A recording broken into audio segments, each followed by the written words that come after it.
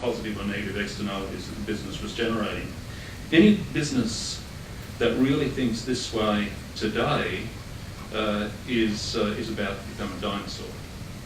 Because the fact today is that customers do think about the positive and negative externalities generated by the firm whose product they are buying. And moreover, and maybe more importantly, shareholders think the same way. And by the way, this is true at both the global and the local level. Shareholders, local shareholders of NAB, care about positive and negative externalities that NAB might be generating externally, just as they care about positive and negative externalities that NAB is generating locally. So that's the key message here, the key proposition here, that, as I said, all sorts of businesses are slowly accepting that what used to be regarded as externalities, truly external to the firm, are being internalised. Let me take you quickly through just some of the other things that you may not know about NAB. You know about some of them. NAB has the largest microfinance program in a developed economy. Underpinned by $130 million in capital, NAB has supported over 35,000 no-interest and low-interest loans to Australians who would otherwise not have been able to borrow money from the bank. And we heard about another NAB microfinance initiative from Rebecca a little earlier. NAB is committed to addressing the very real issue of financial exclusion in Australia. NAB's research shows that nearly 1 in 7 adult Australians face financial exclusion. That is a serious matter. NAB is about to launch its 4th Reconciliation Action Plan focused on reducing Indigenous financial exclusion. NAB has grown its Indigenous employee base from just 3 when we began this project just a few years ago to nearly 100 now. Of course, there's a long way to go. But those are, and I want to emphasise this, those 100 jobs or nearly 100 jobs are real jobs and they're long-term jobs. It's not window dressing. This year, NAB celebrates its 3rd anniversary of operating on a carbon neutral basis. NAB was Australia's first bank certified carbon neutral. In achieving this, it exceeded its 2010 reduction target of 20%, in fact, achieving 25% reduction in emissions. And beyond our own footprint, we're committed to being Australia's leading financier of renewable energy. NAB also runs one of Corporate Australia's largest volunteering programs, nearly 16,000 days of volunteer time contributed to the community sector from our Australian people alone last year. That's over $8 million worth of in-kind contribution. NAB is the world's largest fair trade organisation. Through the purchase of fair trade products for our business operations across the group, NAB spends over $4 billion a year. And that, with that sort of spending power, NAB can and does have a significant impact. Last year, NAB launched a social enterprise procurement panel to ensure our spending supports businesses that provide community benefit. Alongside Rabobank, NAB was one of the first 2 banks to sign the Natural Capital Declaration, affirming the importance of natural capital. NAB understands that appreciating natural value includes the economic valuing of ecosystem services and the natural environment. That is, recognising impact and dependency on biodiversity and ecosystem services and accounting for those things within traditional business frameworks. And it certainly is difficult, but it needs to be done, accounting for them within traditional business frameworks and the way in which NAB does business. And that is a very tangible commitment to this shared value approach. Now, these initiatives are not contrived. NAB's environmental and social impact agenda makes sense for NAB people. It's an agenda that they themselves can believe in and that they themselves live. And actually that would be my advice to all businesses considering such initiatives.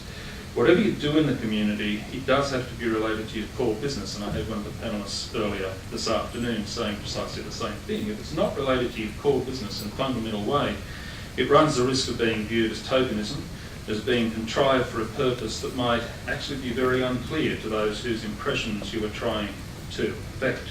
The bottom line is that you need people not only to believe in it, but you need your people to live it. In addition to their significant social impact, each of NAB's initiatives has created business and commercial value for the bank. I'm not going to explain that in detail, but you've heard already today about one of the examples, one of the NAB stories that illustrates that point, and that is, of course, the NAB Schools First program. The focus of that program is to reward and encourage school community partnerships. It grew out of a commitment to education. Of course, teaching kids about money has the benefit of getting to your customers early. That's pretty obvious. But clearly, given the construct of NAB Schools First, targeting young customers wasn't the driving motivation. Instead, NAB's involvement came through a broader commitment to education. Now, some will think that the linkage between educational investment in the community and a commercial bottom line is simply too tenuous to establish a shared value proposition. I don't accept that. I'd want to emphasise the importance of taking a macro long-term view of the world and your business's place in it. I noted at the beginning that a critical factor in maintaining a strong bank is a strong and resilient economy, and clearly, as we've seen through the GFC, the converse is also true. Well, there are a number of there's a small number of critical factors in creating and maintaining a strong and resilient economy, and one of them, and perhaps the most important one, is the quality and accessibility of education. Starting with that premise, NAB thought about the role that it could play to support education in Australia. It engaged real experts in the field. Through our partners, the Australian Council for Education Research and the Foundation for Young Australians, the research uncovered an important opportunity to support the interface between schools and their communities, and the enormous advantages that supporting school community partnerships could have on student learning outcomes and the outcomes trying to be achieved by community partners. This is an awards program. It offers seed funding awards to help establish school community partnerships, and it offers impact awards to grow more established partnerships. And over the last 3 years, more than 300 schools have shared in around $15 million of award funding.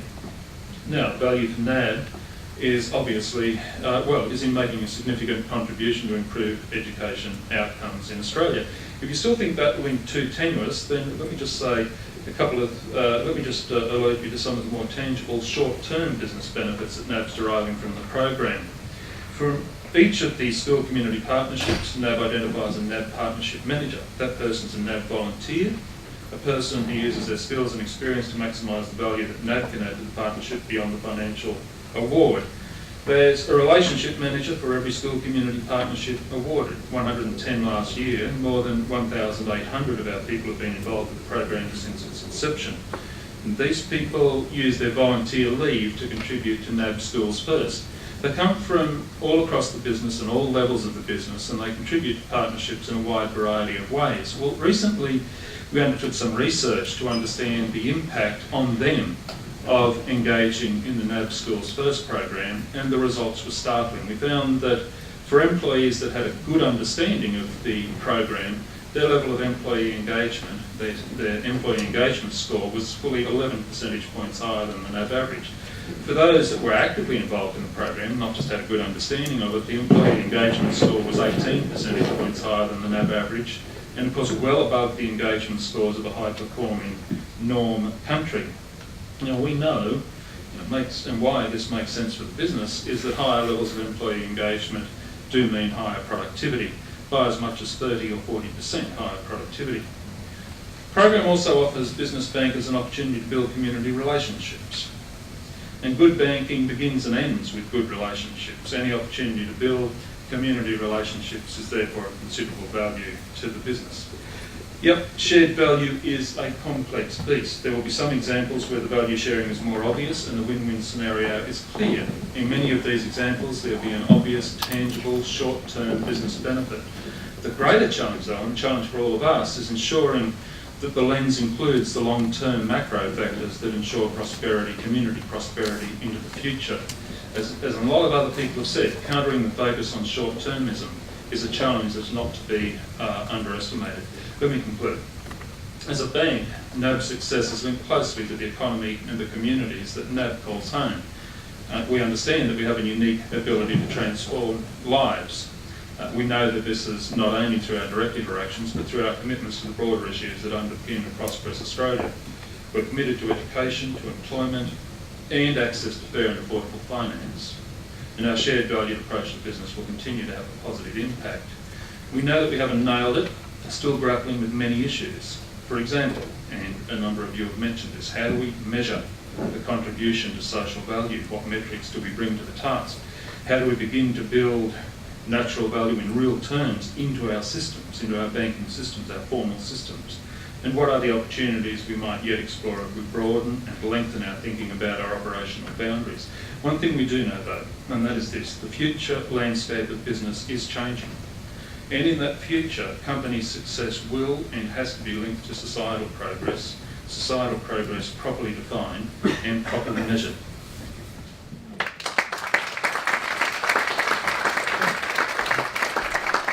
I'll just go for one question, because it seemed to me from the earlier comments from Beck and Ben, and from your comments just now, that if there was one single red thread, common DNA on the innovation front, it is, particularly from your organisations, that it was led from the top, that the government structures made great wisdom. Now, from looking at your background in the Australian Treasury and so forth, what wisdom would you share with us in terms of how to breed that wisdom of the aha moment when boards and CEOs, whether from small organisations or large organisations, say, yeah, that's the direction to go, and to make that investment and innovate, drive the change? Any advice there? Sure. There's one thing I could say. It goes to the role of boards. Many people have a role to play in this. Of course, governments have a role, and we could discuss that ad nauseum. NGOs obviously have a role. Consumers, customers have a role. Shareholders have a role, and organisations that represent customers and shareholders have a role. But in terms of changing business behaviour, obviously the behaviour has to change from the top. And if people don't see it changing at the top, they're hardly likely within the organisation to live the change, to live the cultural change. And it is ultimately the responsibility of corporate boards to engineer the change. If the company does not have a chief executive officer who is modelling the change, the board has the power to get rid of the chief executive officer. That's one of the reasons. In fact, it's the principal role of the corporate board is to select the chief executive officer.